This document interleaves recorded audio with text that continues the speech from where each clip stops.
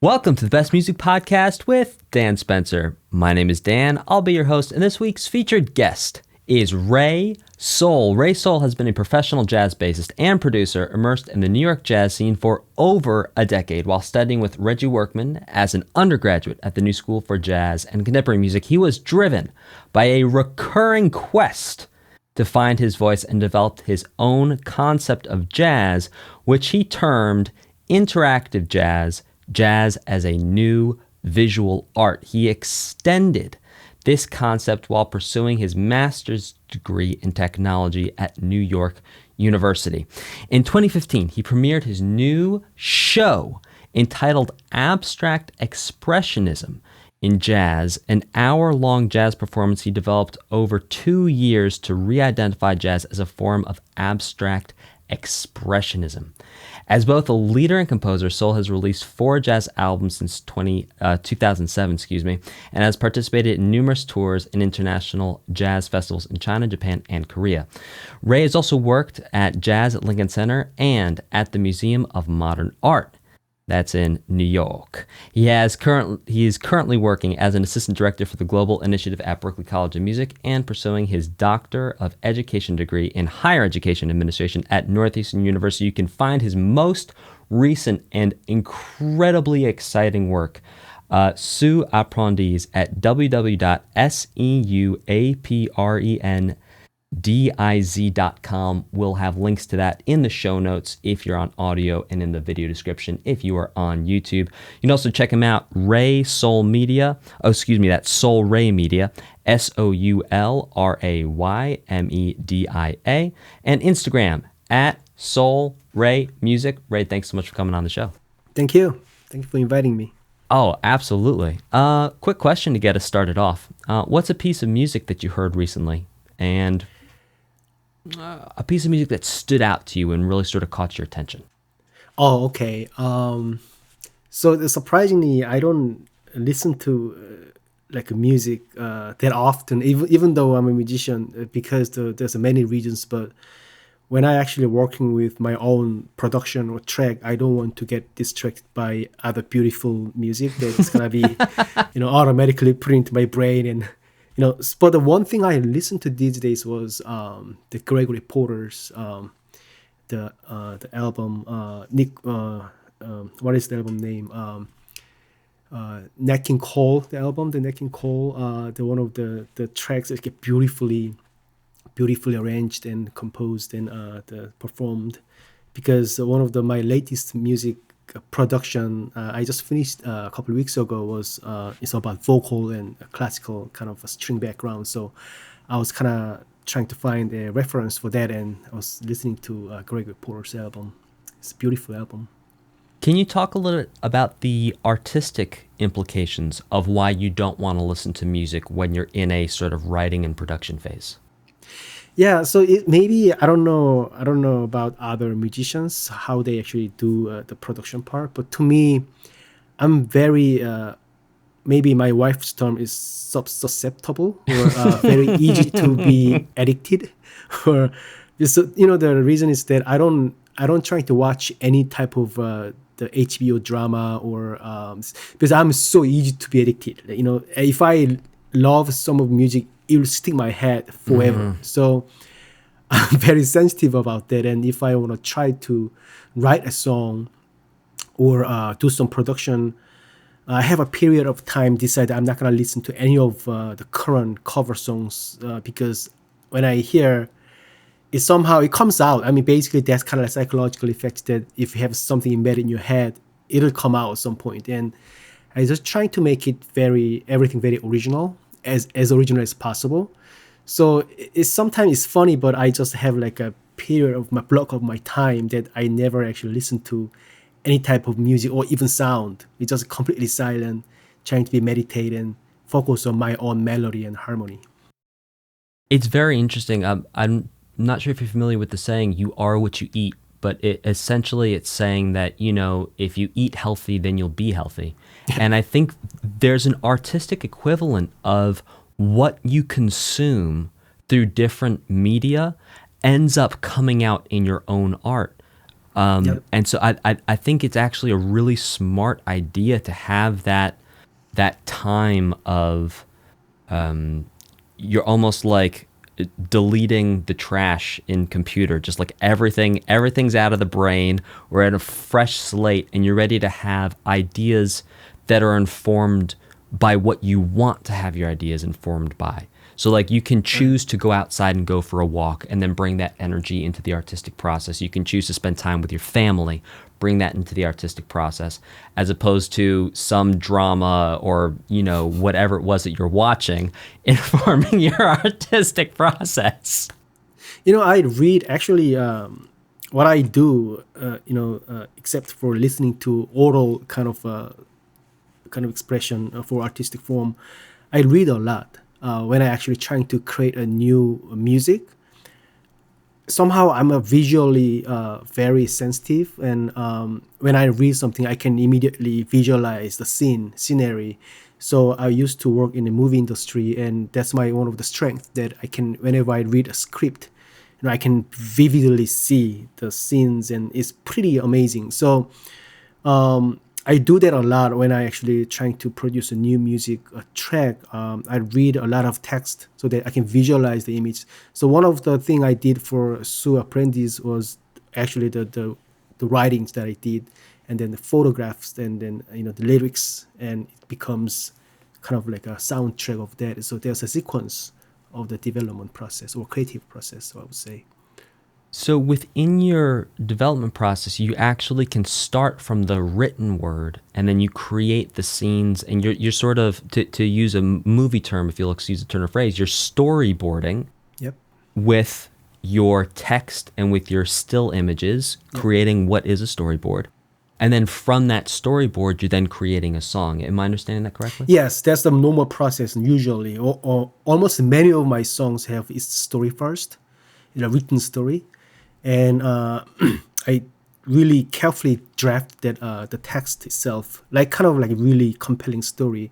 And I'm trying to create a soundtrack of the story. And then I ask our visual artist, can you actually create image out of this whole process? So it's always a package. So it's not just music, but every music I produce has its own image, own story, own passage from the novel so it is story, and it's orally created story. So you brought up your work in the film industry. Maybe we could start by talking about that. I understand you worked with Wesley Snipes. Is that correct?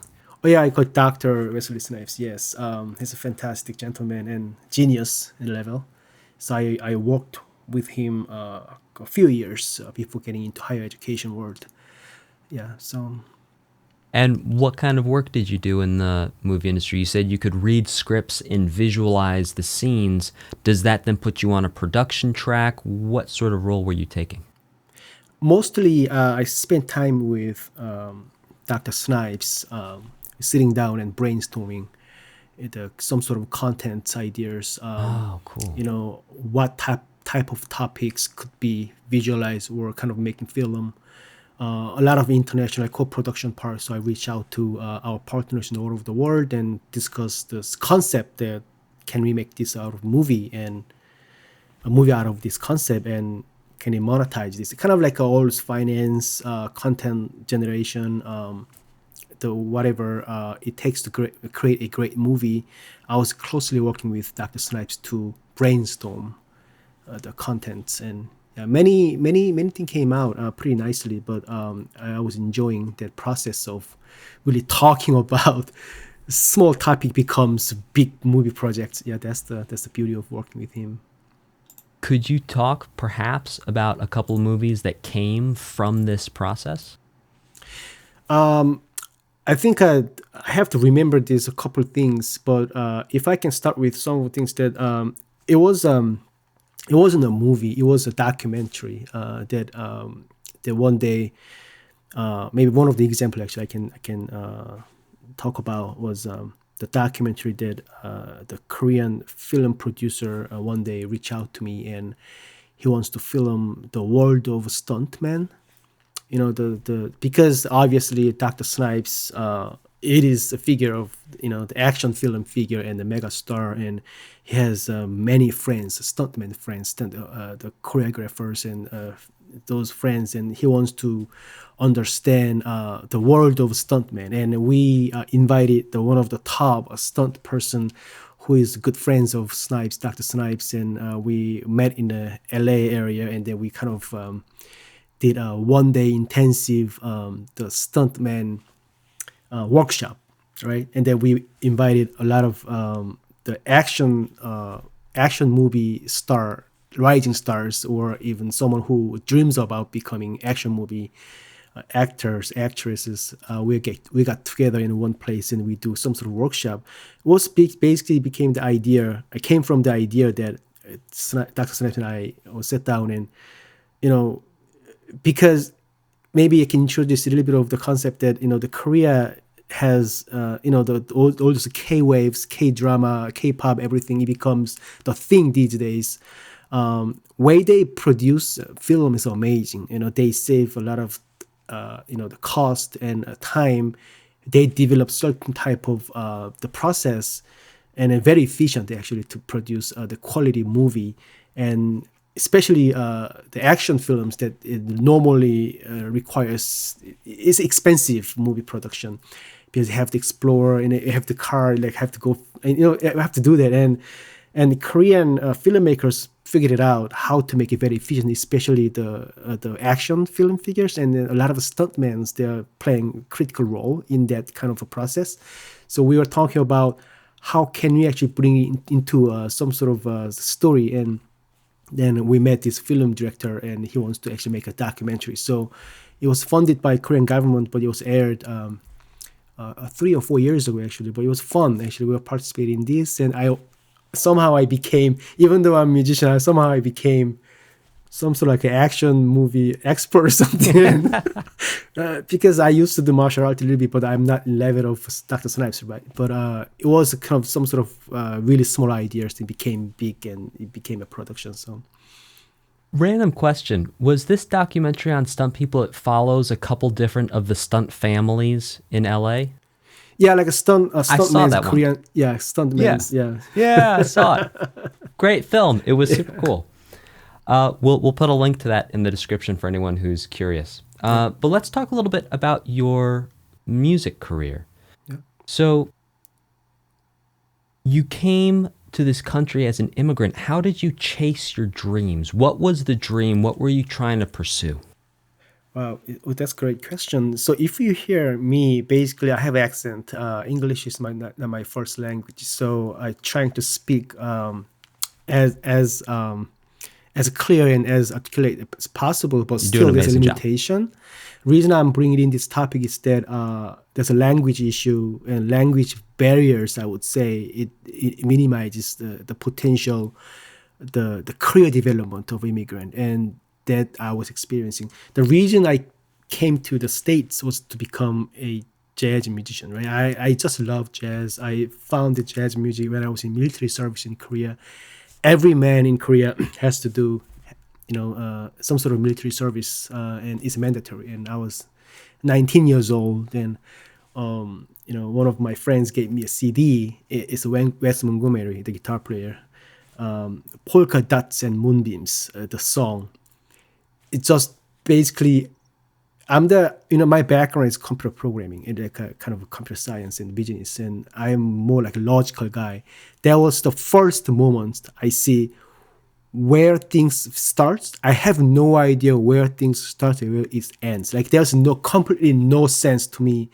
It's first time hearing jazz. Like basically, okay, this is a song and music, and it's just amazing that I can figure it out, the start and beginning and end, and just improvisation, everything, and the guitar sounds amazing. So I started kind of getting interested in the world of jazz, and I read Jacko's biography, and after those navigation part, I was doing some work for one of the companies in Korea, and I was doing programming job, and I just didn't like it. And one day I have some savings, and even though my parents didn't like it, I said, I want to be a jazz musician. And my dad said, what? Why? No, I want to be a jazz musician. And then, but you didn't play music before. Doesn't matter. I'm gonna improvise. So I left my country and came to the States. So I picked the bass because bass seems easy. 4 strings. It was biggest mistake. Yeah, so that's why I came here to study jazz. It's totally out of nowhere, but I just want to be something that I love, I'm passionate about. And unfortunately, there was jazz. And not unfortunately, same kind of strange word, but unfortunately, it was jazz, and I'm getting into the world of jazz battle, ever since then. Yeah. So can you talk about why you say unfortunately? Because I didn't know, I didn't know that there's many obstacles for like me, someone like me, meaning I would say Asian male wants to play authentic swing or bebop. It's totally is new concept for this country because the question I got from my friends was, you can't swing even though you make so much efforts. You can't, because swing is culture. You have to understand the manual side of the culture. It's not mechanical technique. You have to understand the swing, The feeling. the feeling. Yeah. Then you have to learn how to speak, how to live as American.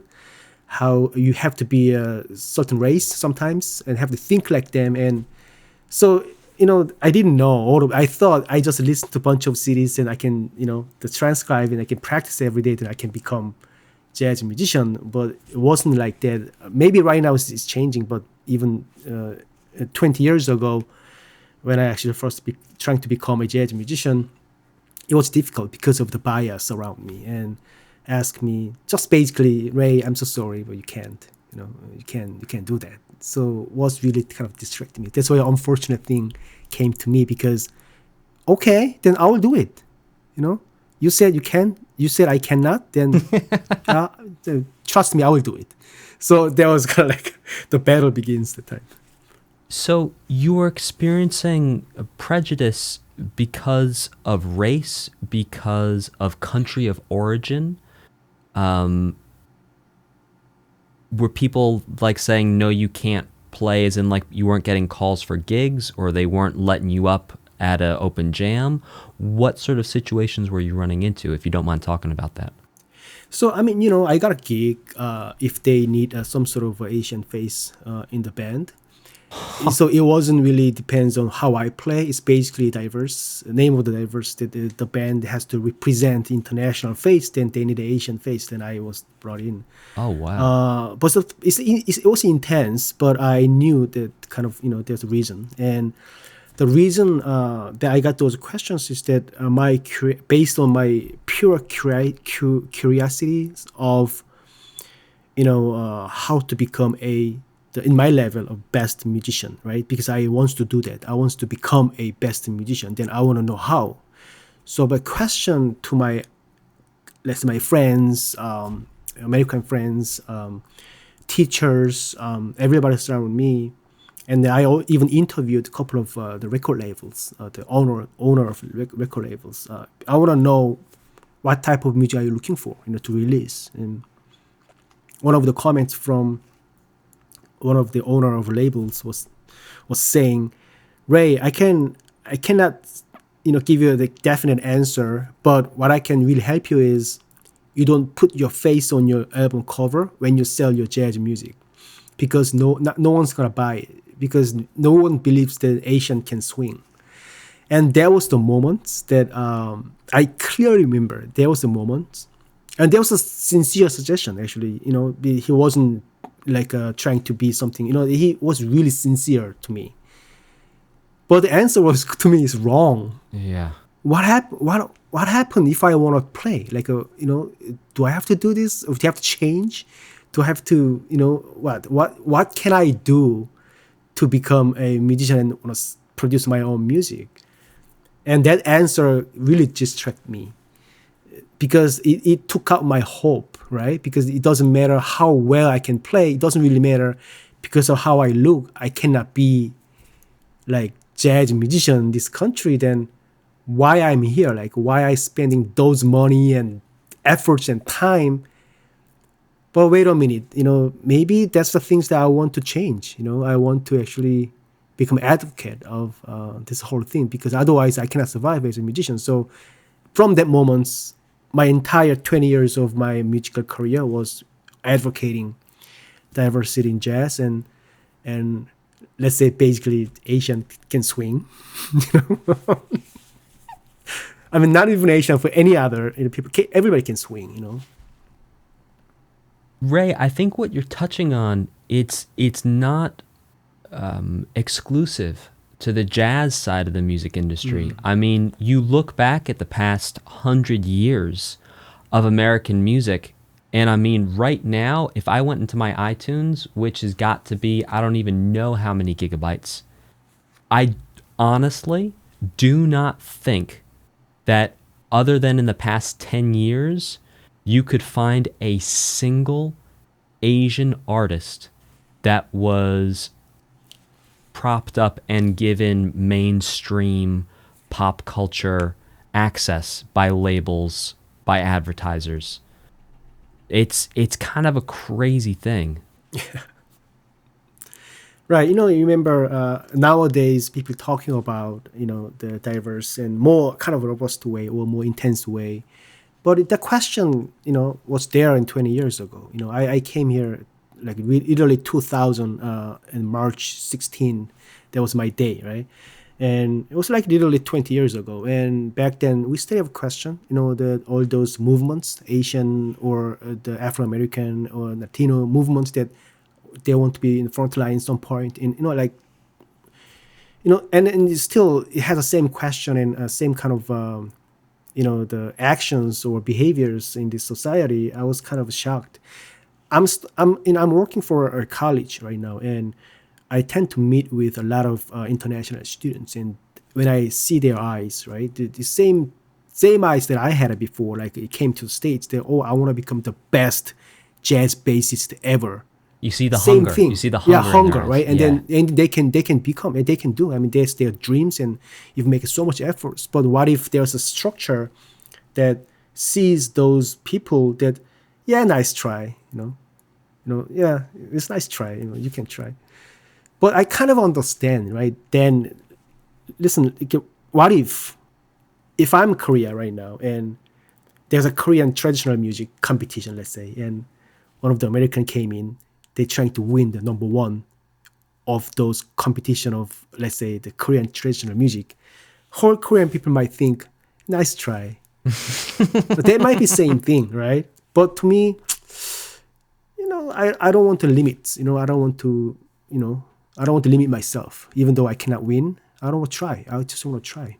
I think that also may be an apples to oranges comparison, because the U.S. is the foundation of the modern United States, is the sort of melting pot thing in a way that Korea is not.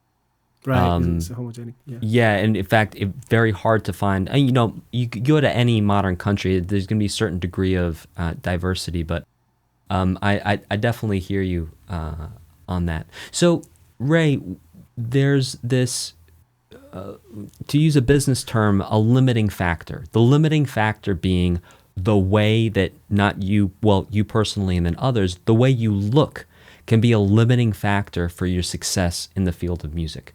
So you've said for the past 20 years you've been working in advocacy.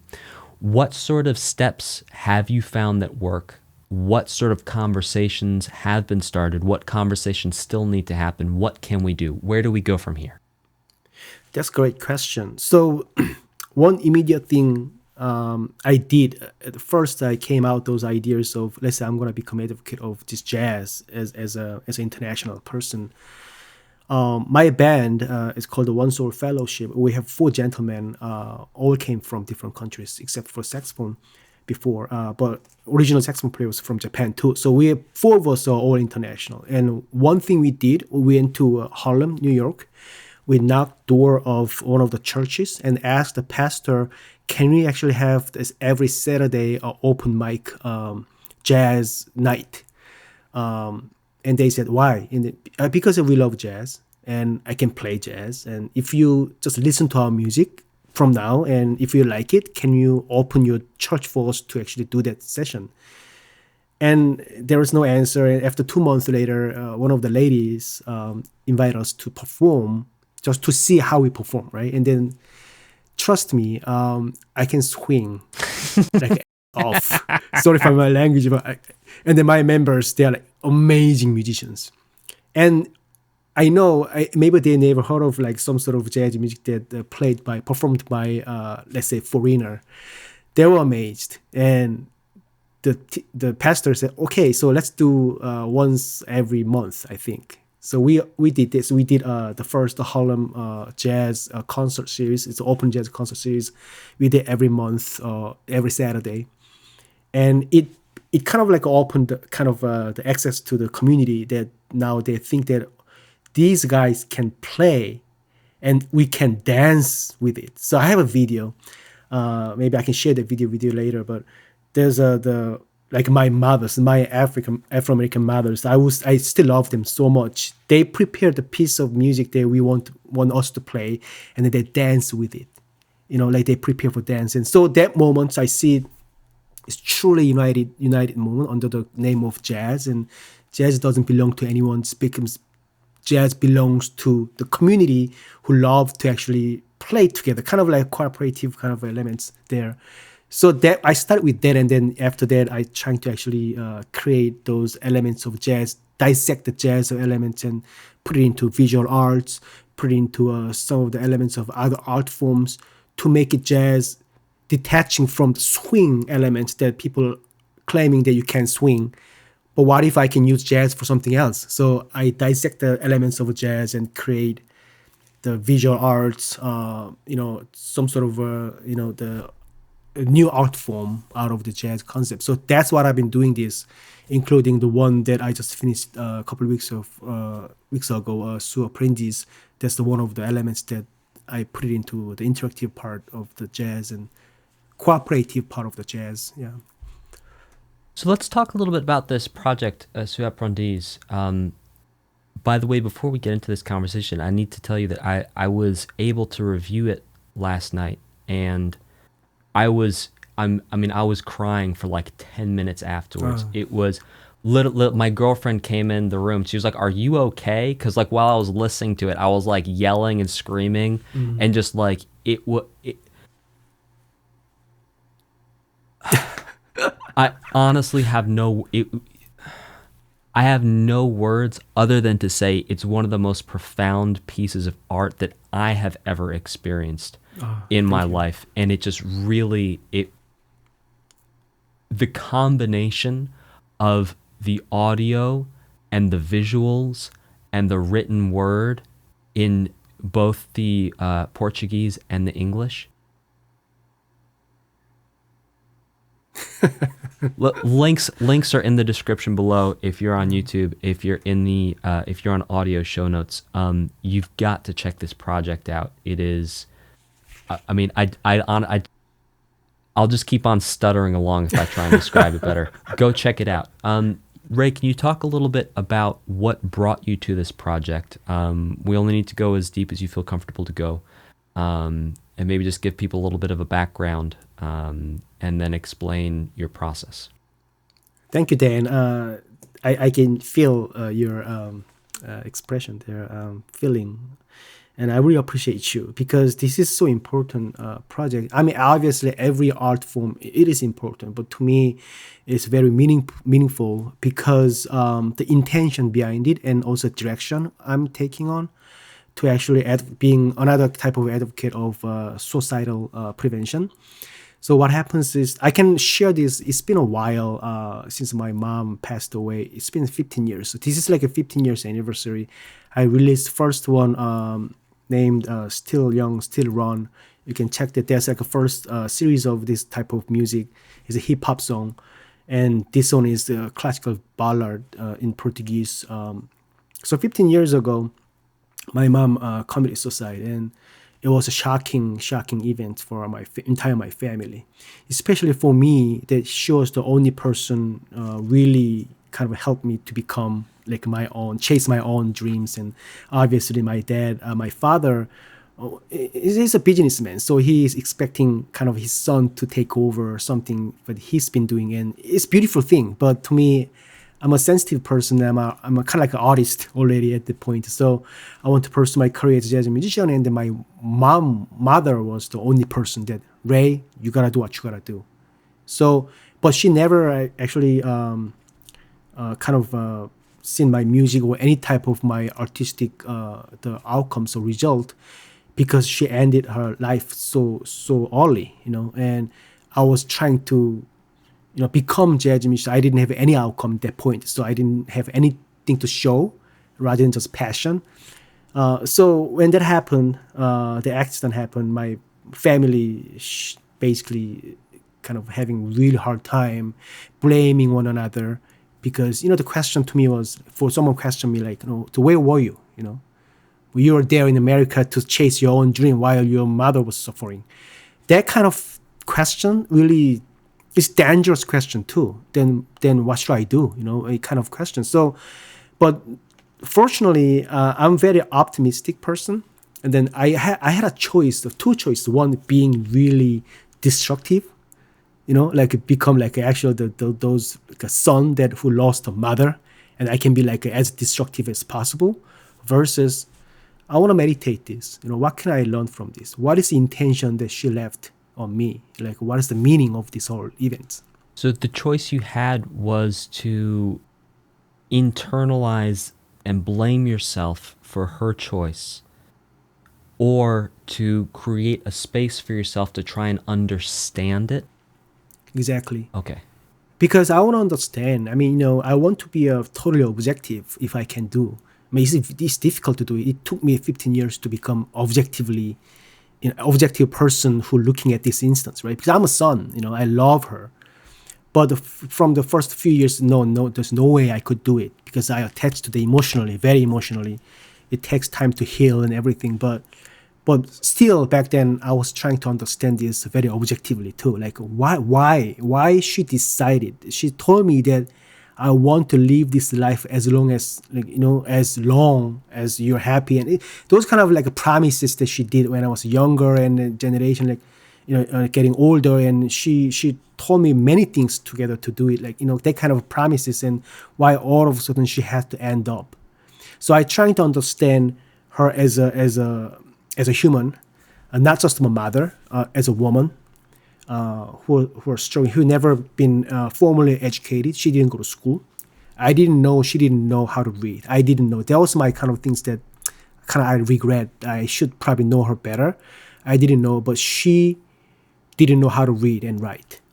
And she left a will, like a little bit of a little piece of paper that she wrote. She learned later her life how to read a little bit. So in Korean, she left a note. I love you, I love you, I love you. 3 words, right? 3 sentences. I love you, I love you, I love you. And she wrote very carefully, I love you, I love you, I love you. And then she did that, right? And why? This logically doesn't make sense. If you love me, you don't do that. Like, you don't just leave. But what do you mean I love? So that's the whole conversation, the whole chain of thoughts for entire 15 years of my kind of everyday meditation, while I'm working, while I'm trying to create music.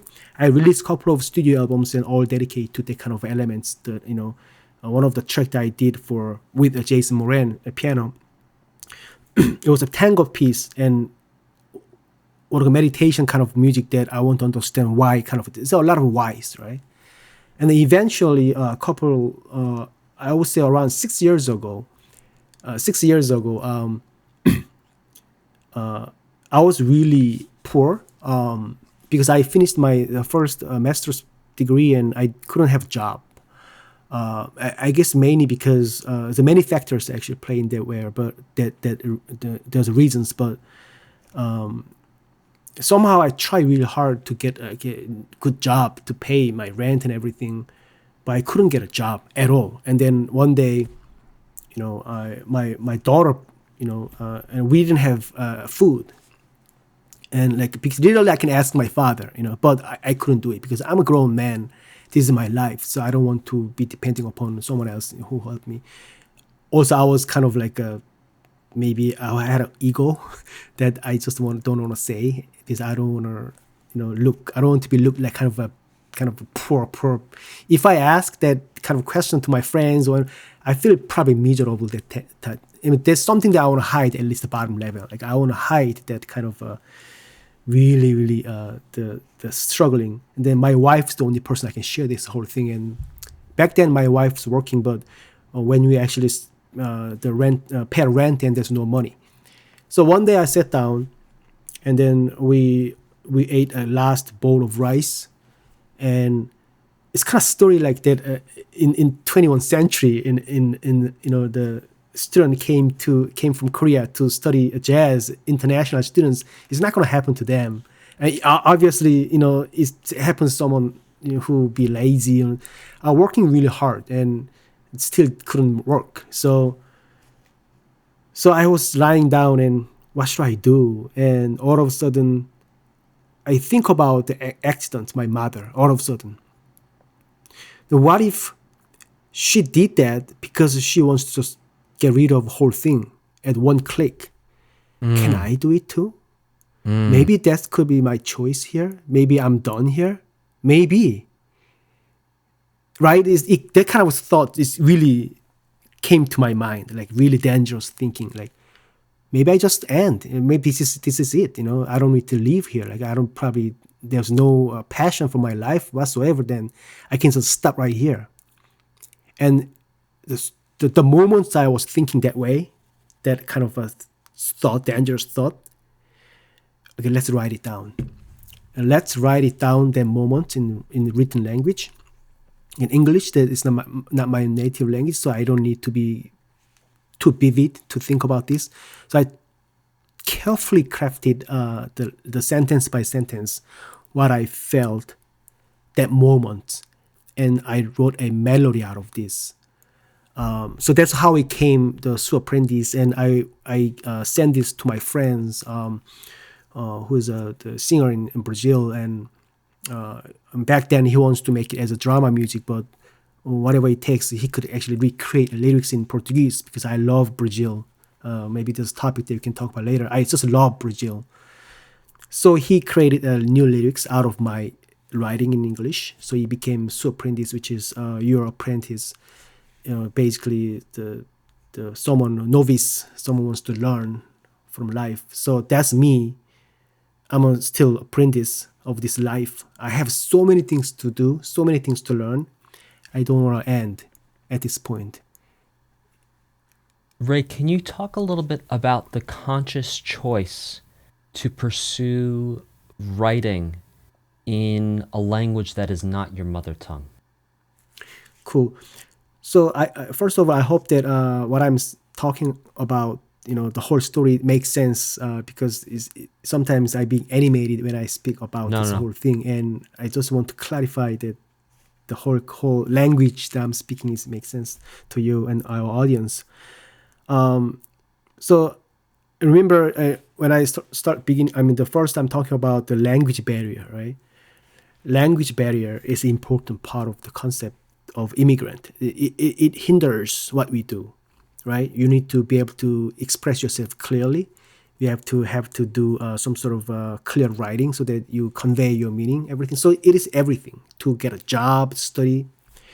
And sometimes, even though you work so hard to get that language, after a certain age, it's sometimes impossible to actually become a native. It's kind of like quasi-native level you can be, but it is really difficult to actually speak actual language, the flow, and understand culture. And so I came up with a solution.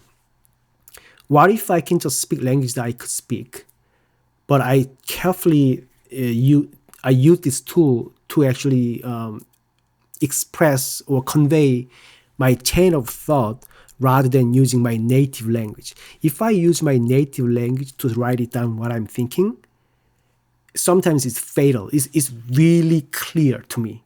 So I remember the moment so clearly. Let's say, I hate you then in English. if you're not English speaker, you can feel a little bit, but you don't really feel hate there. Like, it's just because you have to interpretate. Like, you have to understand what hate means in Korea, I mean, in America, right? But if I tell you, if you're Korean, and if I tell you, 나 너무 너 싫어, then we feel like if you understand what 싫어 means hate, then you feel that anger, right? So I use the different language, especially Portuguese and English, some of the language that I'm not in, I'm not native. I use that language to sit down and craft the meaning of my chain of thoughts in most like a objective level. Like, I can detach myself to looking into the incidents or a story, not too directly, because it is very dangerous sometimes, especially like an instant I experience with my mother. If I write it down everything in Korean, no, I don't want to go back the moment. The moments I start writing in Korean, it came out so vividly. But if I write in English, I need to have some skill set to actually translate, and I have to use carefully vocabulary to fit this language. So it doesn't really have that kind of impact. So I start using English as a tool to express my stuff, even though that is not perfect. Still, I enjoy writing in English because it has a buffer zone of my psychological buffer zone. And it's almost a way of segmenting your trauma into more bite-sized pieces, as opposed to experiencing all the trauma at once. You can process levels and layers of the trauma through using these other languages, where it'll access part of the experience as opposed to the full experience. Is my understanding correct? Yes, exactly. That's the artistic process. I would say linguistic process of my music production. Well, Seu Aprendiz, everyone, as soon as we're done with this episode, go check it out. It is really, honestly, an incredible artistic experience. So in addition to this process, you're actually doing work with the One Soul Foundation. Can you talk a little bit about that? Yeah, One Soul Fellowship is name of my band. Fellowship. Yeah, name of my band, and also it's nonprofit organization I formed in 2006 when I actually started to become advocate of jazz. So One Soul Fellowship is a nonprofit organization. I'm leading this with a couple of my friends. We are advocating jazz as a new art form, jazz as a community, some sort of a bonding agency, jazz as our motto, or the catchphrase, is jazz redefined. So we're gonna redefine jazz as not just swing that people say you can't swing because of who you are. I'm kind of making counteracts that, oh yeah, I know, yes, you're right, I can swing, but I can bring it jazz in the next level with different art form. So we're doing a lot of art exhibitions, some events, and also I'm really interested in the musician's career development. A lot of people wants to know what can I be after graduation and after the degree and everything. It is a difficult question, actually. So our organization, it's been a while, we've been kind of doing a lot of small scale and large scale events that I kind of train people, and also trying to put the word out there that jazz belongs to everybody. And if you want to play, you can play. Don't worry about it. You can play in any kind of form. It doesn't need to be music too. So that's why I do a lot of visual arts, that if you love jazz, it could be painting. Why not, Can you talk a little bit about your thoughts on how professional artists need to understand both how to perform and how to market their work? Yeah, that is the kind of question that I'm meditating every day, because I'm still doing it myself. And for me, if you think about this as let's say the marketing perspective, you have to know your product really well, right? At this point, your product is you. You must know yourself really well. I'm not just talking about knowing yourself. Everybody says it literally A to Z. Your physical, your mental, your weakness, your strongest kind of elements or capacity, strength, and especially a musician. Then you have to know what would you like to produce, what would you like to convey your message, rather than just trying to make money out of this whole thing. So is the idea to almost do like a SWOT self-analysis, essentially? You're going to give strengths, weaknesses, opportunities. Like basically run yourself through creating a business plan. Like that's essentially what you're saying, right? Yeah, exactly. Same thing. Like when you want to select watch, right? You have to know what type of watch, the ingredients, all the materials, the price point, and everything. So basically, you are the product. Then you are the product, and you have to know yourself. So I start with your name. So this process is kind of unique that I always ask my students. Someone approached me, how can I actually, become a successful musician, even though I'm not successful, I'm still going there, but someone asked me the question, then I always ask a person, do you know the meaning of your name? Let's say, I don't know if I can say brand name, but let's say Rolex, right? The watch, right?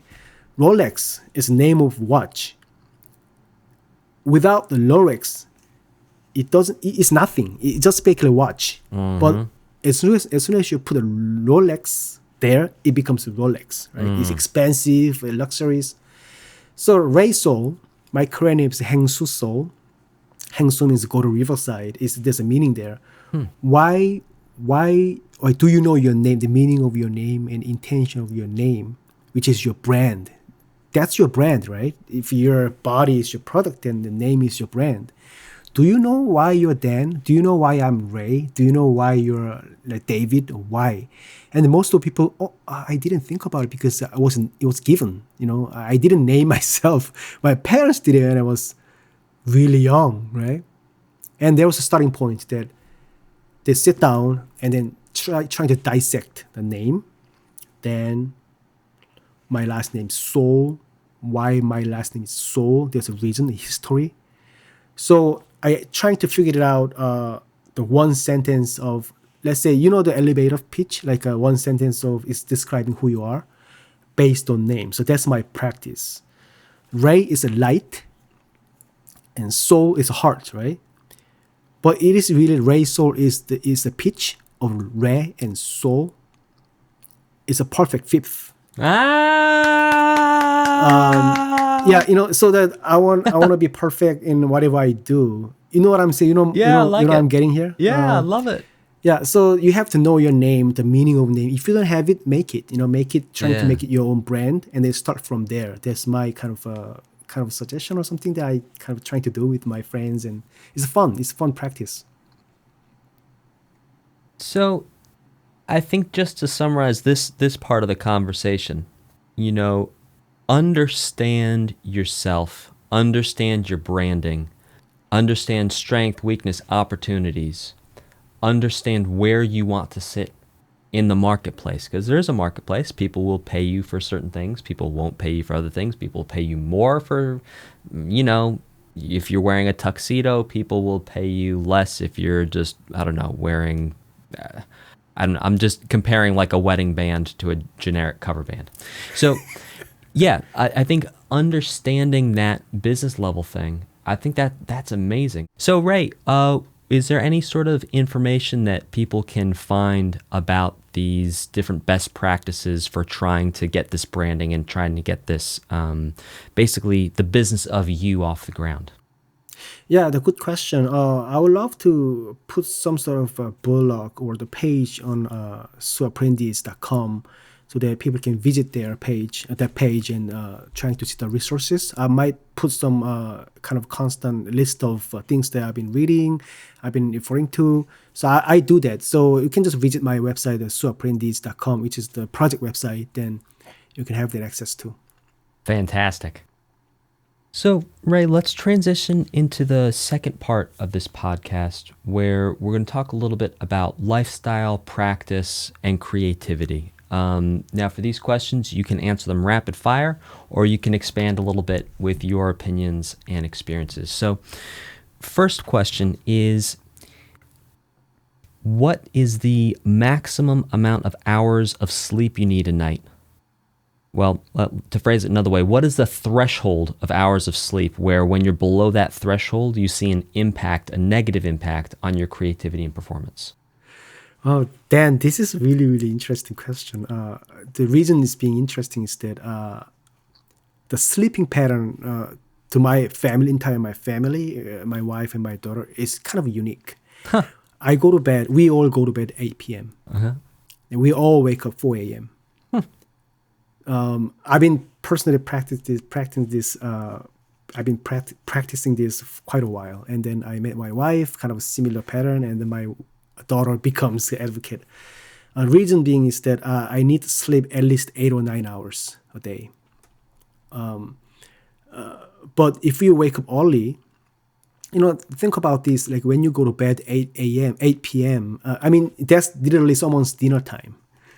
But when you actually try and sleep, and you can sleep, and you can actually wake up at 4 a.m., and then from 4 to 8, that hours, you can do almost 24 hours worth of work. You can focus so many things. So I'm trying to use the morning time as much as possible. And I'm being advocate of morning. I know sometimes it's not really in line with the musician's life. We gig late and I've been there. But to me, I love morning. I can wake up really early and I can do so many productive things. I produce music, especially to the early morning.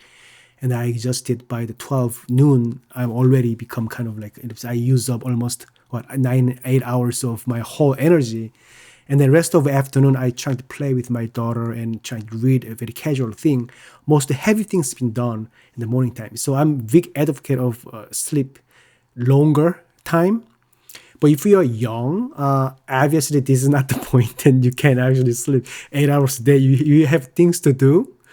But what if you can actually do something in the morning? You can actually being really productive, and then let's try to go to bed at 8 p.m. See what happens, because the time, I don't know in English, the seductive, or kind of like time that you feel kind of a melancholy, feel kind of you wanna drink something, want to watch a movie, like it's a nighttime of the entertainment world. It kind of becomes around 9 p.m. up to like 1 a.m. ish, that time frame. Go to club and you enjoy you meeting your friends. I'm trying to eliminate that part. Yeah. Because to me, I don't know if that sometimes is useful. My lifestyle, I don't really do that part, and I'm trying to eliminate kind of like a nightlife part. So I go to bed early so that I have morning life, which I'm the only one in the world, and I can do whatever I want. And I occasionally hang out with my friends. I can stay up till late. I'm not like a robot or something, but and my friends understand that. Oh, Ray, this is 9 p.m. You gotta go to bed now. It's already past 1 hour. And there was a joke, but people start to admire me that Ray's pattern, so that I can do many things together. So it's kind of, I know this sounds strange, but it doesn't at all. For a long time. It's not strange at all. A lot of CEOs follow that same sleeping pattern, and really? It's because you have those 4 hours in the morning of just complete productivity. Mm-hmm. It's really an incredible time. So just to circle back to the original question, anything under 7 hours of sleep, are you going to see an impact in your creativity and your performance the next day? I would say not really, because somehow it's not a skill set, but maybe I'm born with incredible focus. Huh. So, and also, even though I sleep less, I have my own kind of dedicated time. Even 1 hour, I can do many things. I can focus. I'm like an incredibly focused person. But if, let's say, maybe 2 consecutive days, if I sleep like less than 4 hours, then I start eating too much. Like I eating a lot. Huh. Somehow it becomes my appetite become like it drastically increase my appetite, and eventually becomes kind of like my body's heavy, and then I trying to kind of lose my pattern of sleep that I don't go to bed until 1 or something. It trying to kind of so. So I would say like around 4 hours, like a minimum, and 2 consecutive days kind of messes me up a little bit in terms of the pattern. And then it took me a while to get back to the pattern, Yeah. normal pattern, 8 p.m. and 4 a.m. Have you ever used mindfulness or meditation to have an effect on creativity or performance? Oh yes, I use technique called the breathing technique that you literally watch how you breathe, right? It is a well-known technique. I guess I don't know who invented this, but it's ancient people, I guess, or modern, who knows. But what I do is I usually wants to get rid of all those chain of thought. I have so many chain of thoughts. It's to keep coming back, especially I listen to music. I told you that I don't listen to music because of that reason. I have the melody here, then it just never ends. The one story I share with you is that I was dating with my wife, and there's a Chinese restaurant, and there's a music, and I was focusing on the music, trying to analyze. Oh, this is 251. My wife's, what are you doing, Ray? Yeah. So I cannot stop it, right? So that's the same thing. So that's the practice. Trying to actually literally close your eyes, but you watch, you breathe, you watch your air into your lung, and when you do that a couple of times, you really focus, and now your chain of thought is gone. They're all gone. So I use that a lot, especially when I feel like I'm distracted by some of the sounds or elements or talk. I'm so sensitive if someone is talking. I don't know, Dan, if you do the same thing, but if you go to a restaurant, I can hear the conversation of that table over there. I can literally hear their conversation. Sure. I understand what it is. Oh yeah, well that's the critical listening skills you develop as a musician. Like you talk about sitting there and transcribing jazz solos. Listen, if you've got to transcribe a guitar part that's being played, however fast it's being played, and the mix is not that great. You got the drums up here, you got the bass up here, you've got horns doing pads over here. Yeah, hearing one person's conversation, easy. Easy. Right, so yeah, easy, right? I get it. Yeah. But my wife is the most non-musical person in the earth. She's a scientist. She never understands how art works, right? She's kind of like complaining a little bit. But creativity is different way, a different agenda here. But so she's asking me, so how first of all, how did you hear that? And then second of all, why do you understand that? Because I'm telling, I didn't mean to actually listen to, but you know what happened there? Like they're fighting. How? I mean, you and me sitting right there together, but how can I hear that? Yeah, that's exactly the skill set. That's a critical listening. Maybe many musicians listening to this may understand this. I think so. All the conversations you never wanted to hear, but you ended up hearing anyway. And also for non-musicians who are listening, or for music students who haven't quite gotten to that level of critical listening, it's not that you're trying to hear everything, it's that there's little switches in your brain that you sort of press to hear different things. Like sometimes like a noise can really be annoying to someone, and musicians can just use press the mute button, and then you just don't listen to the noise anymore, and you figure out something else. The inverse, of course, is you're having a conversation with someone, and two other people are having a conversation over there, and you're having this conversation here, and you're also like, that's interesting what's happening over there.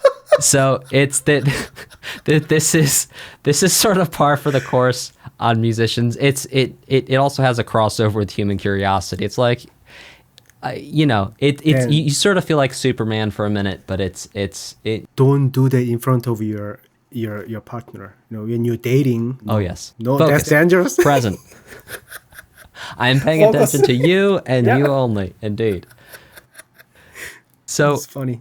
Ray, have you ever used exercise to impact creativity or performance? Oh yes. It is scientifically proven. It's oxygen level basically. So I run, and the moments I stop running, like let's say I spent 1 hour running, sweating, and I just turn off my treadmill, and that is the most clean. Yeah. Yeah, like I can see everything so clearly. I can hear everything so clearly. I have like ideas, and that idea is most likely very legit. Like it makes sense. So I do that a lot, almost every day, trying to get the moments.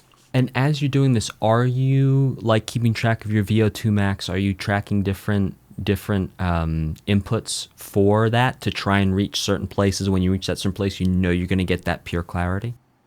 No, I mean, I don't do intentionally to get the pure clarity, but I have like a 30-minute walking and 30-minute running, the pattern, because I don't want to be, I hate sweating. Like I somehow, I don't know if the musicians do the same thing, but I don't do that much sports because one day I broke my wrist, and after that I just can't touch ball, any other sports materials and something like that. So I try not to do it, and the patterns.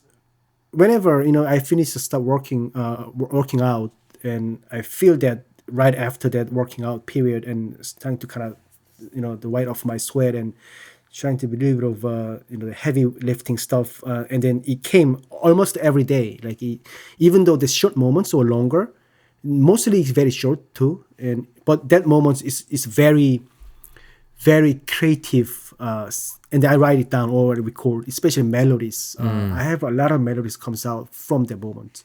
So, Ray, you sort of answered this question with your stories.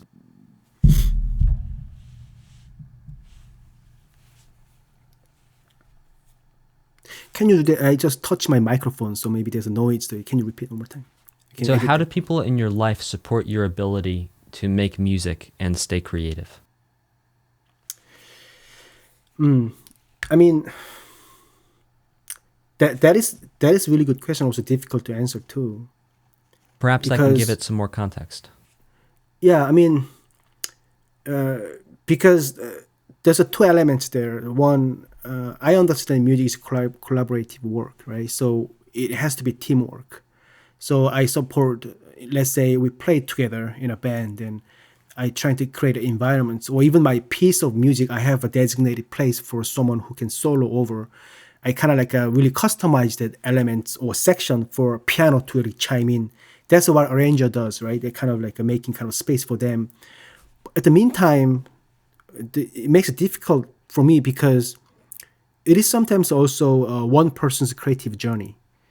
Like I want to see how he exactly wants to sound, how much I can let people into the creative kind of process. Sometimes I let people in too deeply, then it end up become completely new sound, which I wasn't expected. When I was younger, I didn't like that.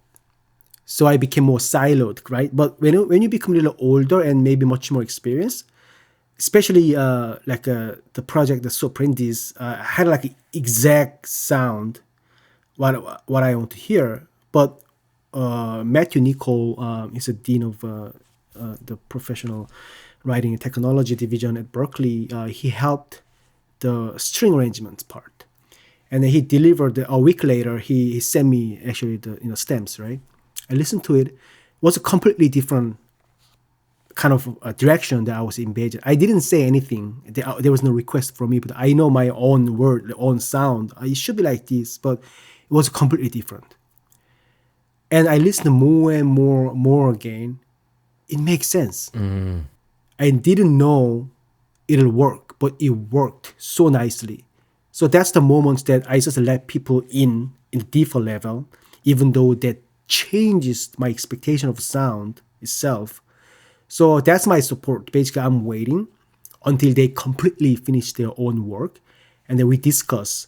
Then what if this, what if that? But I almost 99% of time I let people do their part, and then I never change even one single element of their creativity part, because it all of a sudden elevates the quality. Most of the time it elevates the quality, and something I never ever think about that level of quality. So it's learning curve for me that, okay, so next time I'll probably do that way and that way. So yeah, I definitely support and creative process. And on a personal level, like when you first met your wife, did you have to have a conversation with her where you explained, listen, there's going to be times where I'm practicing for 4 hours a day. There's going to be times when I am out like till 1 a.m. because I've played 2 sets at some jazz club, and then I've got to pack my bass up, get on the subway, and come home. Like, was that a conversation that you needed to have? Yes, absolutely. It becomes a funny story that I did two. I mean, first of all, I said that she's a scientist. So I would say she's a mad scientist. So she's a little more crazier than a musician. What she does is basically the pure science that I have no idea what it is. It's a pure joy of her own world. So she's the one who take her own time and put into a room and never bother anyone. Sometimes forget to eat together. That's what happens. But to me, I'm very candid, honest guy. So before we even begin dating, I was living in Brooklyn, New York, one studio myself. And there's a big park. I have to cross the park to go my area, my home. When we actually right before start dating, I had a gig. I invited her to my gig. It ended around 2 a.m. I have my bass. I have my amp. It was snowing. I got $20 for the payment because back then, if you don't get paid that much, but you can have beer and dinner, then you play like 3 sets, right? That's okay. I was doing that for a while, and I got the $20 for the cab or the transportation part. But because of bass, I cannot do anything. So what I do normally is, I walk. I start walk, right, in certain level, and I do myself. And one day I invite my wife. Right after the gig, I gave my $20 bill, telling her that this is my salary for today. And then now what you have to do is carry this bass amp with me. I'm going to cross the park with you. It was 3 a.m. So freezing night. With my bass, with wheel, I was walking. Keep walking, no talk. Walking. And then I open my studio and then put everything there. Then start walking back to the train station. And then I get her into the Harlem. She lived in Harlem back then. I show her entire musician's life. She didn't contact me 2 months after that. Dude! 2 months. She didn't call you back for 2 months? 2 months. Okay. She disappeared. So I thought, I get it. I understand. You're not going to get married or even date with a musician like this. Yeah. But after 2 months, there's back then MSN, what is it, messenger service was the one. Mm-hmm. So I poke her like, oh, hi, how are you? And then she said, she's scientist, very clear, very intentional scientist. I didn't contact you for 2 months because there's a reason. And I guess I now have to answer you. So let's meet tomorrow, right? So, okay. So I met with her and she said, maybe it's going to be fun to, have a musician's boyfriend or even, because she's surrounded by, sorry for my language, nerds of the scientists. She's probably sick and tired of those people. Musician sounds fresh and, So she said, I'm going to give it a shot. Okay. So we got married. Wow. Because I cannot meet, come on, trust me, I cannot meet my partner like this. I want to have someone who understand me and also understand, But that was the moment I jeopardized myself. But little I showed her the reality of musician's life. $20 bill, freezing cold, But they fed me dinner, sweetie. They fed me beer, dinner. The unlimited beer, Unlimited beer, and they fed me dinner. Oh, boy. Oh, it's so funny, man. Thank you for sharing that story, Ray. I know, it's funny, right? Ray, do you define yourself as a musician, a human who plays music, or something else? Oh, yes. Do you remember that the process I'm doing the name analysis? Mm-hmm. I'm Ray Soul. Yeah, I don't determine myself as a musician or a person or human who trying to play music. I'm Ray Soul, which is a GND, the perfect fifth or perfect fourth. We can talk about it. And I'm an advocate of what I do. So I'm Ray Soul. Actually, my Korean name is Heng Soo Soul. I'm trying to get back my Korean name in America because literally the moment I switch my name from Heng Soo to Ray in my resume, I got the call. Whoa. So there's the things, that I cannot deny. There are things that plays a role to, that people might think that, oh, that's not the thing. No, there is a thing. as soon as you change your name to English name, then you got called. You got called from company. So ever since I use Ray as my name, I love Ray Brown. So it's Ray. It's an easy name, not Raymond. It's Ray. But I'm trying to get my name back because I'm Heng Su, which means go to Riverside. Yeah, it's a beautiful name, Go to Riverside. Ray, do you have a time or times of day that you prefer to practice? Yes, I always put my bass like very near, like right there. Still, I'm having my bass, two basses right here.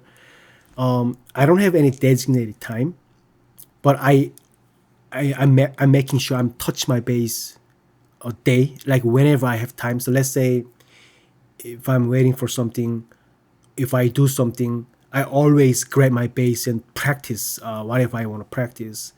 I used to have my designated time. Let's say I spend literally 11, 12 hours a day to get to know the the fretboard and the pitch and everything. I spent like really 3 or 4 years actually to get to know about instrument, not the jazz itself, instrument itself.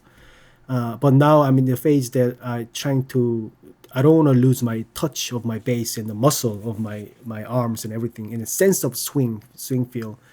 So I play every day, but I just play every single moment I have. Like let's say I will play after this conversation. I have 5 minutes. I go and play, and then sit down and do. So I play every day, every moment. So which is annoying for my wife.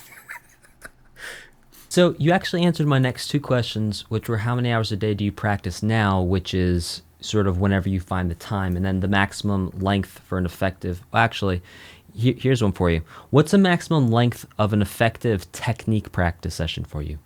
You said you got incredible focus. How long does that incredible focus hold you for if you're like just doing technique? It's literally, I tried this. I push myself like kind of the limit, right? And I can do many days without eating. But that's probably my special skill set. I can really focus. I forget things, and I try to focus this, which is dangerous sometimes. But do you have you ever seen the movie called The Mo' Better Blues? Mo' Better Blues is a Spike Lee's jazz movie. Denzel Washington, Wesley Snipes, they are jazz musicians, and Terrence Blanchard was the soundtrack. I don't think I've seen it. But I checked it out, Mo' Better Blues. It's Spike Lee's the classic jazz music. And then Denzel Washington plays a role as a trumpet player. And he's like a life of musician. Maybe that was in Brooklyn somewhere in New York. And the one scene that he was trying to, the image training, like you don't need to have an instrument. You just basically have your instrument and make an imagination that you can practice scales. Yes. In the one scene, he does that. Like, the sitting down and without trumpet, he plays the notes very carefully. That's what I do with my bass. Because the bass is so important. Pitch is so important. And I'm trying to actually close my eyes and really focus on my position of my fingers. Even though there is no sound, I can feel it. Like, okay, this is a B flat, B natural. So exact point of my fingers and then my imagination. So that requires a constant focus. I can do it like long. I can just literally sit down and do it like a longer period of time. So to me, but I know it's unusual. Sometimes it's scary. To me, it is scary because I have a daughter to take care of, and I forget. Like let's say I have to pick up my daughter 2:30. If I start doing this at 2:00, forget it. Yeah, I can pick up my daughter. It's just gone. So I try not to do that, but I can focus really hard. So, but actual technique on the instrument. So you're talking about visualization practice, which is where you generally close your eyes and then just get yourself in the mindset of feeling the instrument, and that way you can actually practice it in your brain, and you can actually fire the same neural connections, so you're effectively practicing. But on the actual instrument, what's your maximum duration for an effective technique practice session? I would say the 15-minute and rest, 15-minute rest, and then another 15-minute, kind of like a classroom setting. Because if you play a physically demanding instrument, it hurting yourself. Like say trumpet, bass, or some of the, let's say every instrument has physically demanding part of it. So I don't want to hurt myself. So I set a time and let's say the kind of repeated pattern kind of a scale work around 45 or 40 minutes if I can do. But I can go on, but I want to try to save my energy and then trying to get rid of that, the time or the elements. I just go somewhere else and sit down and come back. I used to smoke. Now I quit the smoke a long time ago, but the reason I start smoking is that smoking gives me only break time of those pulses, right? 45 minutes, I have to have a break, but I have to have reason to take a break. Otherwise, I keep going. So I start smoking, which is bad. I did I kind of regret it, but because the smoking, time to smoke, and I go outside and then sit down and smoke and come back and do another round, right? So I would say 40 minutes, incredible focus and do rest, and then so it's that's couple sets. How many on average? Maximum that I did was 11 hours, right? So of technique? Technique, like a pitch technique. Yeah, but that time was naive. I didn't know the consequence of doing that. And then literally people can do it, but it hurts yourself so drastically. I had a tendonitis after that. Yeah. Because it basically stretch your muscle too hard. But your ego in your brain, because you don't want to be embarrassed in the class tomorrow. You got to be perfect. Then it drives me kind of crazy if I don't do it. But now, man, I mean, I'm not doing it. But I did 11, 12 hours, like every single day.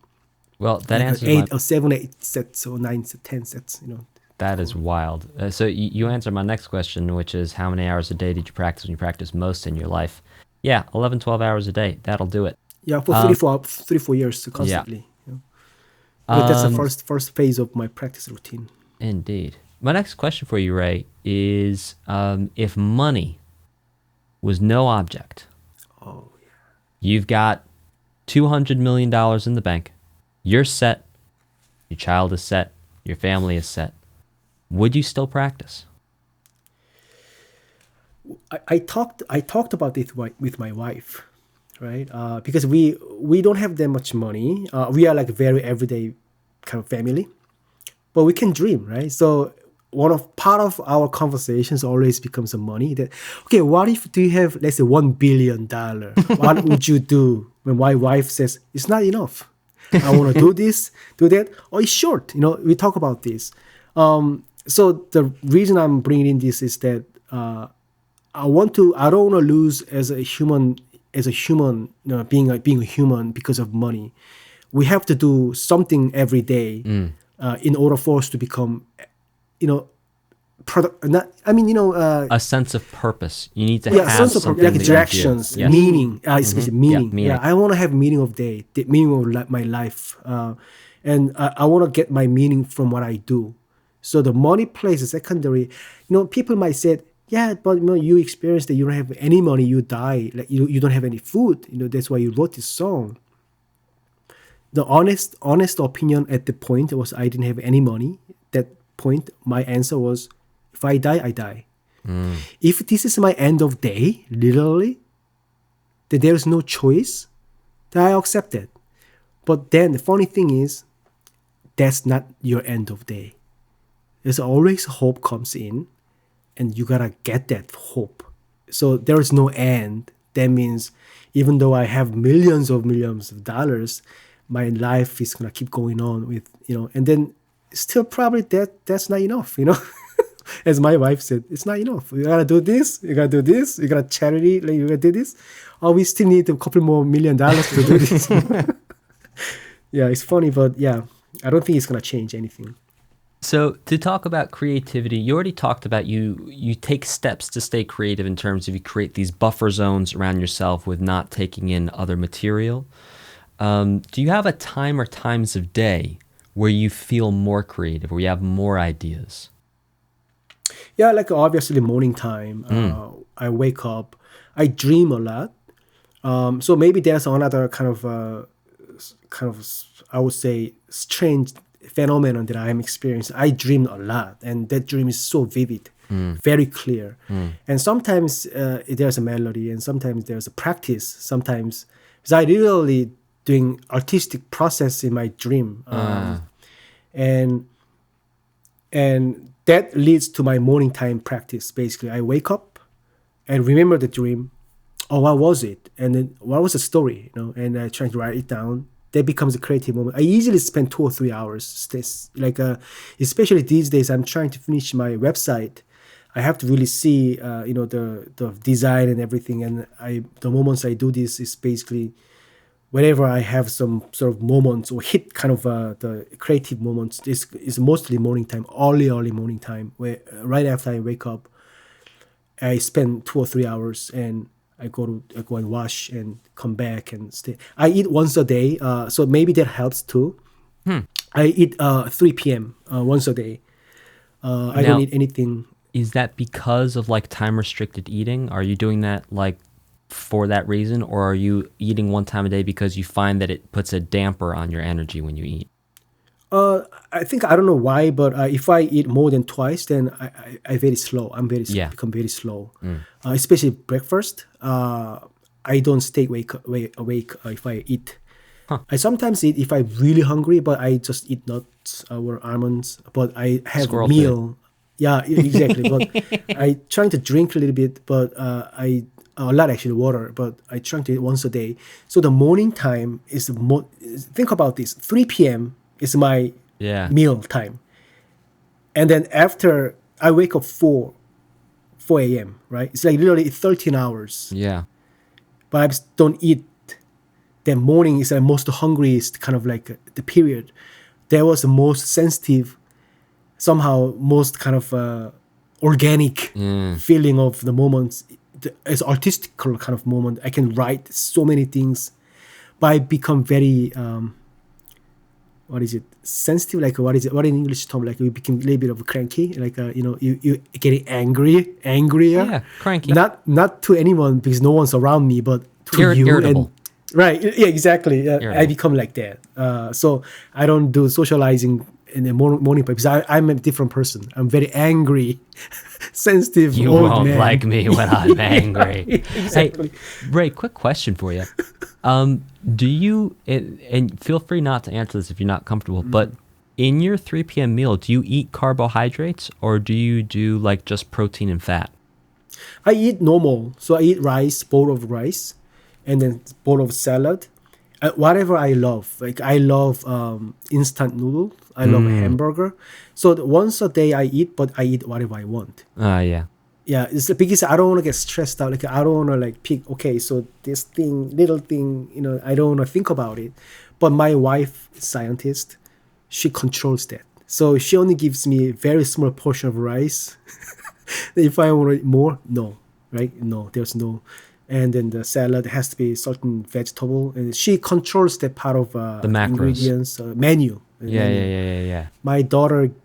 She eats 3 times a day, but she eats whatever she wants. She's still younger, but to me, I don't control. She controls very specific the menu. That's really interesting. I'm wondering if your body goes into ketosis during part of the day because of that, because you're eating a small amount of rice, you're eating a large amount of fiber, and I guess fat like salad dressing. Fascinating. Have you ever experienced burnout from too much time spent on music? I guess not for the music, but the one of those the social media that kind of cons of social media is that when you're actually looking into social media and what your friends, fellow musicians or friends does, it sounds fantastic and it sounds very luxurious. Like say someone just do the festival and playing, there's like clips and so many people, and then sometimes it's an honest opinion. Like sometimes I look at myself that my music's still there, same thing, but kind of no one pay attention. And I'm a human too, right? I have those kind of like comparative kind of stuff. So at that point, should I just stop doing it? Because of this kind of like a reason that I see someone else doing better or something like that, and there are kind of like moments that it kind of burns out my appetite of the musical creativity. But that's why I don't do actively social media. I don't do active social media stuff. I just upload pictures, but I don't have like actively followers and anything. except for the work. Berkeley, we have account that I do actively as a work, but I just trying to be myself. So yeah, the Burnout. But I never been actually. I listen to same music over and over again. I still listen to those. GRP label. It's like old label. It's jazz fusion label. Dave Grusin, the pianist, and there's a one the big band album, the GRP big band, all star big band, and then John Petitucci, the big names, right? And they played a tune called the Donna Lee. Beautiful arrangements. It was like 30 years ago. The beautiful arrangement. There's a flute solo. I forgot the name. He's a famous flute jazz flute player. Just amazing line, right? Flute. And I still listen to that like every day whenever I want to refresh, because the line is so beautiful. I can literally scat out of that line. Like I remember, I memorize everything because it's been like a while, right? So I never get sick or tired listening to jazz or creating music. But the outcomes is still the fact that, I'm still there, and I never been, in that level. And that kind of chain of thought comes in, then may I stop doing it, Yeah, that comparative. Yeah, it's throwing me out sometimes. Right. When you get new ideas, how do you experience it? Do you experience it as a download? Do you experience it as an upwelling? What's the sort of physical sensation when you get an inspiration? Can you repeat it one more time? Like elaborate it? Yeah, sure. So, for example, when I have an idea for a song, I'll feel it in my head and I'll hear it up here. And then I get anxious, and then I have to write it down because I'm afraid I'm going to lose it. So what does it feel like for you when you get inspired? So it's, people may use the term wired, like you wired sometimes, right? And then the melody is given. Mm-hmm. I have experience like this. Most likely I'm not trying to create a melody and sit down and like really, really trying to create a melody. I usually start with a motif. If I said maybe besides reading and all those non-musical elements, I'm not playing piano professionally, but I know how to play piano. There was the first instruments that I have to learn in order for me to get a right pitch on bass, because the bass itself is not a good pitch, so I have to know how to play piano. So when I play piano, and even though it's not even chords or anything, just the sound effects or some of the notes to play, I got the idea from that actually, and then I expanded the idea. So many of the time I use piano to compose my music, and then when I play, like just play with it, like there's no intention. I sit down and play with it, and a little motif, I write it down motifs a lot. So even there's like a 3 notes, different interval rhythm. To me, oh, it sounds cool. Then I write it down and then save it somewhere, and then I come back and do it again, then I extend a little bit. So many of my music, except for a couple of them, it has a longer process. Let's say Seu Aprendiz, it took me 6 years, right? It's 6 years ago I wrote melody, and then there's a revised harmony here and there, and then it released as a piano solo tune back in 20, yeah, like my piano player Art Hirahara, he released, I asked him to play as a solo piano tune, and he did that. And I couldn't find singers to sing this. I couldn't find actually who can sing this. I tried it a couple different singers, female, male, different languages. I couldn't find it. It doesn't fit. So it took me like a longer time to actually finish everything, especially all of my music. But sometimes I have like a lightning ideas, and then I write some of my song called Hank's Groove. That's my second album with Jason Moran. Hank's Groove, I wrote the melody like 1 minute. I just love Miyazaki Hayao, the Japanese anime, and then there's a theme music. It's very simple melody and is amazing. So I want to write something very simple, catchy, but harmonically like kind of complicated, kind of approach. So I wrote the music like really quick. with odd meter, hip hop and kind of stuff. But normally it took me a longer process. Like I sit down and melody and it comes out and motif developing ears or practice or perform in front of audience, get the feedback. And so one of the music is coming up soon. It's called SFR, Shrimp Fried Rice. Is a life of the Chinese chef. Name is Mr. Soul. His name is probably the fictional figure, but it's a real person in Brooklyn. Why his fried rice is so delicious? Because he's Asian who knows how to do this, or his secret ingredients of soy sauce. There's a political question.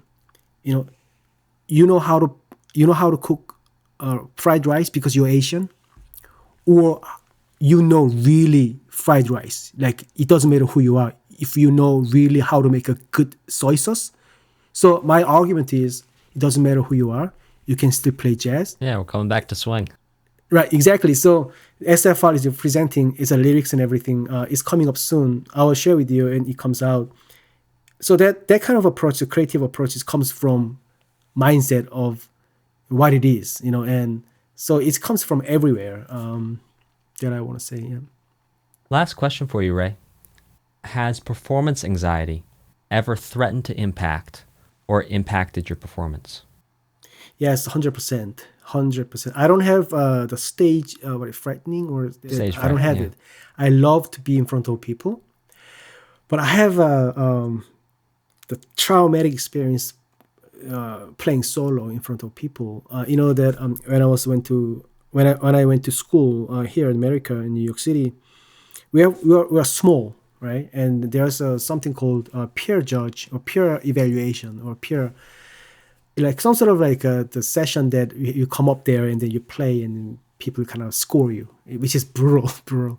Then back then I didn't know how to play jazz, right? I have no idea, and then my pitch wasn't right, and I play something and I got instantly got the really low point. And sometimes there was elements that people will make a bad comment, you should go back or something like that, really bad comments, because it's collective grading that if you are a bass player of the certain band or ensemble, you get graded, everybody together. Like basically it's a collective grading. Mm-hmm. So it's not individually graded, right? So I negatively impact everybody, team members' grade because I couldn't play. So it becomes my trauma. So when I play solo in the professional level, I have the anxiety. So, Ray, to be clear, when you're saying play solo, do you mean solo by yourself, or you're playing a solo? A solo in the band, improvisation. Like say bass solo. And yeah. So my spotlight comes me and I play solo. I play solo beautifully when I by myself, But all of a sudden, if I start play solo, that mindset comes in. All of a sudden, that judgment, like, okay, so people will see this. I spoke with Jason Camilio, maybe one of the speakers, the guest speakers that you had before. We talked about this. Why the stage frightening, that's probably different thing, but the solo, when you play solo, there's elements that sometimes it really drastically negatively affects how you play. I kind of sort of overcoming now, because I don't care. What steps did you take to reach the place of overcoming? And before you answer that, shout out to the awesome Jason Camilio. Hey, Jason.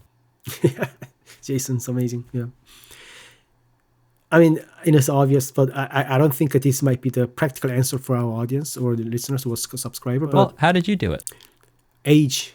Time. After 40 years old, you don't care. You